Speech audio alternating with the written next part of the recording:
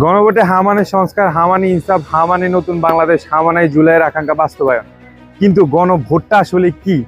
কেনই গণভোট? কেনই বা গণভোটে আমাদের হাকে জয়যুক্ত করতে হবে? আসসালামু আলাইকুম, আমি তাসলিমুল হাসান। আসন্ন জাতীয় ত্রয়োদশ সংসদ নির্বাচনের পাশাপাশি অন্তর্বর্তীকালীন সরকারের অধীনে অনুষ্ঠিত হতে যাচ্ছে একটি গণভোট। এক্ষেত্রে সরকার গণভোট নিয়ে ব্যাপক প্রচার প্রচারণা চালালেও বাংলাদেশের প্রত্যন্ত অঞ্চল কিংবা সচেতন সমাজের একটা বিশাল অংশ জানেই না গণভোটটা কি। কেনই গণভোট? কেনই বা আমাদের গণভোটে হাকে জয়যুক্ত করতে হবে? গণভোট কি? গণভোট হচ্ছে এমন একটি প্রক্রিয়া যেখানে রাষ্ট্রের জনগণ সরাসরি ভোটের মাধ্যমে জাতীয় গুরুত্বপূর্ণ কোনো বিষয়ে তাদের মতামত প্রকাশ করে থাকে। সাধারণত সংবিধান সংশোধন, আইন প্রণয়ন কিংবা রাজনৈতিক সংকট নিরসনে গণভোটের আয়োজন করা হয়। এক্ষেত্রে জনগণ হ্যাঁ এবং না ভোটের মাধ্যমে তাদের মতামত প্রকাশ করে থাকে। বাংলাদেশে এর আগেও 3টি গণভোট হয়েছিল এবং প্রত্যেকটি গণভোটে বাংলাদেশের রাজনীতি মোড় নিয়েছিল নতুন করে এবং সৃষ্টি হয়েছিল নতুন ইতিহাস। কেন এই গণভোট? মূলত রাষ্ট্রের ফ্যাসিবাদী কাঠামো ভেঙে দিয়ে জুলাই সনদের আলোকে জনগণের জন্য হুমকি স্বরূপ রাষ্ট্রের নেগেটিভ সিস্টেমগুলো সিস্টেমিক পজিটিভ পরিবর্তন আনার জন্য এই গণভোটটি অনুষ্ঠিত হবে।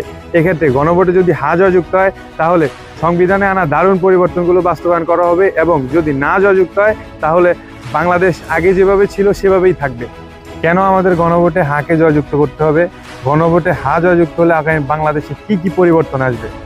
গণভোটে হা জয়যুক্ত হলে আগামী বাংলাদেশ হবে একটি আধুনিক গণতান্ত্রিক রাষ্ট্র ব্যবস্থা, যেখানে জনগণের অধিকার বা মালিকানা সত্যিকার অর্থেই বাস্তবায়ন করা হবে। বাংলাদেশে জনগণের ভোটে নির্বাচিত কোনো সরকার প্রধান চাইলে আর রক্ষক থেকে বক্ষক হয়ে উঠতে পারবে না। কোনো রাজনৈতিক দল চাইলে আর নিজেদের মতো করে সিস্টেম ক্রিয়েট করে জনগণের উপর তা চাপিয়ে দিতে পারবে না। রাষ্ট্রের কাঠামোগত কোনো পরিবর্তন করতে হলে নিতে হবে জনগণের অনুমতি। আগামী জাতীয় সংসদ হবে 2 কক্ষ বিশিষ্ট, একটি উচ্চ কক্ষ এবং একটি নিম্নকক্ষ।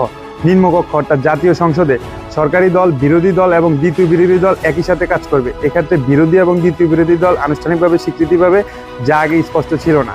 সংসদে সরকারের একক সিদ্ধান্ত কমাতে, স্বচ্ছতা এবং জবাবদিহিতা নিশ্চিতকরণে সংসদের ডেপুটি স্পিকার এবং সংসদীয় কমিটি সমূহের প্রধান হবেন বিরোধী দল থেকে। এতে করে সংসদের নিরপেক্ষতার জায়গাটি শক্ত হবে এবং সংখ্যাগরিষ্ঠতার সুযোগ নিয়ে কোনো সরকার এককভাবে আর কোনো সুবিধা পাবে না।